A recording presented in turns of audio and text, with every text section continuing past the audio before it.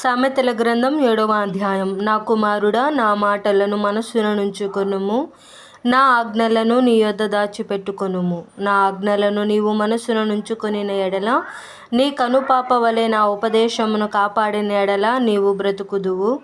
నీ వ్రేళ్లకు వాటిని కట్టుకొనుము, నీ హృదయమును పలక మీద వాటిని వ్రాసుకొనుము. జ్ఞానముతో నీవు నాకు అక్కవనియు, తెలివితో నీవు నాకు చెలికత్తెవనియు చెప్పుము. అవి నీవు జారస్త్రీ యొద్దకు పోకుండాను, ఇచ్చకములాడు పరస్త్రీకి లోబడకుండాను నిన్ను కాపాడును. నా ఇంటి కిటికీలో నుండి, నా అల్లిక కిటికీలో నుండి నేను పారజోడగా, జ్ఞానము లేని వారి మధ్యను, యవనుల మధ్యను బుద్ధిలేని పడుచువాడొకడు నాకు కనబడెను.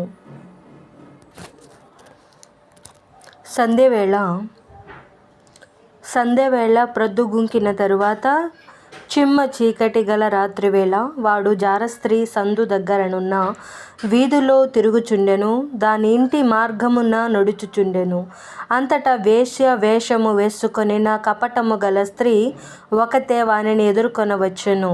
అది బొబ్బలు పెట్టున్నది, స్వేచ్ఛగా తిరుగునది. దాని పాదములు దాని ఇంట నిలువవు. ఒకప్పుడు ఇంటి ఎదుటను, ఒకప్పుడు సంత వీధులలోనూ అది యుండును. ప్రతి సందు దగ్గరను అది పొంచియుండును. అది వానిని పట్టుకొని ముద్దు పెట్టుకొనెను. సిగ్గుమాలిన ముఖము పెట్టుకొని ఇట్లనెను, సమాధాన బలులను నేను అర్పింపవలసి యుంటిని. నేడు నా మ్రొక్కుబళ్ళు చెల్లించియున్నాను. కాబట్టి నేను నిన్ను కలుసుకొనవలెనని రాగా, నిన్ను ఎదుర్కొనవలెనని బయలుదేరగా, నీవే కనబడితివి. నా మంచము మీద రత్న కంబళ్ళును, ఐగుప్తు నుండి వచ్చు విచిత్రపు పనిగల నార దుప్పట్లను నేను పరిచియున్నాను.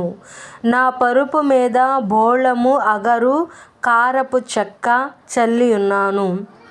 ఉదయము వరకు వలపు దీర తృప్తి పొందదము రమ్ము. పరస్పర మోహము చేత చాలా సంతృష్టి నొందుదము రమ్ము.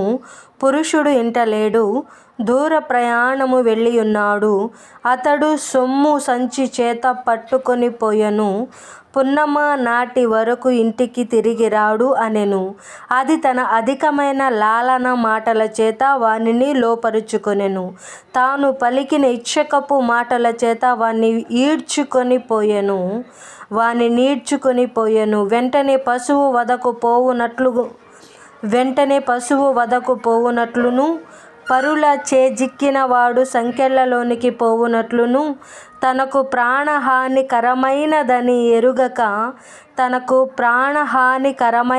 ఎరుగక ఉరి యొద్దకు పక్షి త్వరపడునట్లును, వాని గుండెను అంబు చీల్చు వరకు వాడు దాని వెంట పోయెను.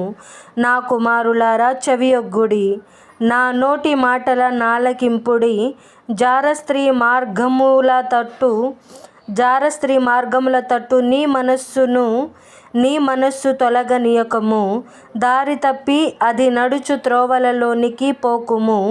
అది గాయపరిచి పడద్రోసిన వారు అనేకులు, అది చంపిన వారు లెక్కలేనంత మంది. దాని ఇల్లు పాతాళమునకు పోవు మార్గము, ఆ మార్గము మరణశాలలకు దిగిపోవును.